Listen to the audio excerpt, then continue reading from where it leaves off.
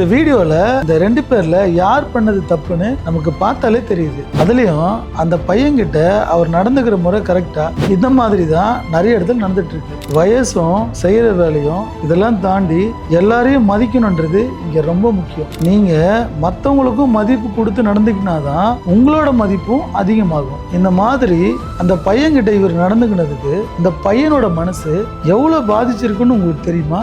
நான் முன்னாடியே என்னோட வீடியோல சொன்ன மாதிரி தான் அவங்களோட வீட்டு கஷ்டத்துக்காக தான் இந்த மாதிரி சின்ன பசங்களாம் இவ்வளவு கஷ்டப்படுறாங்க. இப்படியெல்லாம் நீங்க அவங்கள அனாவசியமா ட்ரீட் பண்ணாதீங்க.